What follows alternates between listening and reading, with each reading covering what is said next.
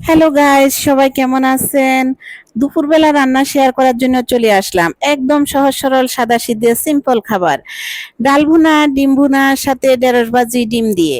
তো এখন ডালটা আমি বসিয়ে দিলাম। সোমবারে দিয়ে দিলাম আমি পেঁয়াজ, রসুন, শুকনো মরিচ দিয়ে ডালটা ধুয়ে পরিষ্কার করে আগে রেখেছি। এখন ডালটাও দিয়ে দিলাম, দিয়ে একটু নেড়ে চেড়ে দিয়ে দিলাম লবণ, পরিমাণ মতো লবণটা দিয়ে তারপর দিয়ে দিলাম হলুদের গুঁড়া, জিরা ধনিয়ার গুঁড়া, সাথে একটু লাল মরিচের গুঁড়া। মরিচের গুঁড়াটা দিতেই হবে, আমি কাঁচা মরিচটা দিব না, সেই কারণে মরিচের গুঁড়াটা দিয়ে দিলাম। আর যত কম কাজ করা যায় আমার কাছে এখন এমনই মনে হয়, কম করে আমি কিভাবে সারবো সেটাই আমি এখন চিন্তা করি। এখন ঝোলটা দিয়ে দিলাম, আমার কষানো হয়ে গেছে। এদিকে আমি ডিমটা সিদ্ধ দিয়ে দিয়েছি। প্রতিদিনই আপনাদের সাথে ডিম ভুনা শেয়ার করি, এই জন্য আজকে আর ভুনাটা শেয়ার করি না, এক নজর দেখিয়ে দিলাম। সাথে আছে আমার ঢেঁড়স ভাজি, আমার খুবই পছন্দ। আপনাদের কার কার পছন্দ প্লিজ কমেন্টসের মাধ্যমে জানাবেন। আমার খুব পছন্দ। আমি ঢেঁড়স ভাজিটা ডিম দিয়ে প্রায় করে থাকি। আমার মেয়েরা বলে এটা সরকারি খাবার, আসলে আমার খুবই পছন্দ।